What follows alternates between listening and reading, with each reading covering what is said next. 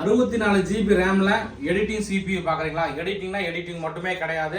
AutoCAD, Photoshop, CorelDRAW, multimedia, rendering, civil சப்போர்ட்டான work, அதே மாதிரி வீடியோ எடிட்டிங் எல்லாத்துக்குமே சப்போர்ட் ஆகிற மாதிரி 64 GB ரேமில் பார்த்தீங்கன்னா நம்மகிட்ட ஒர்க் ஸ்டேஷன் டெல் CPU ஒன்று வந்திருக்கு நண்பா. இது பார்த்தீங்கன்னா ப்ரைஸ் நம்ம தரது 32,000 ரூபாய்க்கு தரோம். ஸோ இது வந்து ஜியான் ப்ராசருங்க. RAM 64 GB RAM, 512 GB NVMe SSD, 5 GB NVIDIA Quadro graphics card இருக்குது. ஸோ அதனால் இது பெரிய லெவல் எடிட்டிங்கும் சப்போர்ட் ஆகும். ஸோ சிபியோட உங்களுக்கு மாடல் பார்த்தீங்கன்னா டெல் ப்ரிசிஷன் T5600 மாடலுங்க. ஸோ இதோட கான்ஃபிக் என்னன்னு உங்களுக்கு காட்டிடுறேன். ப்ராசர் பார்த்தீங்கன்னா ஜியான் ப்ராசருங்க.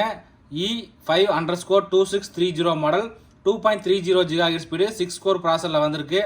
ரேம் பார்த்தீங்கன்னா நமக்கு 64 GB ரேமோட வந்திருக்கு. எஸ்எஸ்டி பார்த்தீங்கன்னா 512 GB SSDயோட வந்திருக்கு. முக்கியமாக NVIDIA Quadro P2200 பார்த்தீங்கன்னா டெடிகேட்டட் கிராஃபிக்ஸ் கடை 5 GBயோட வந்திருக்கு.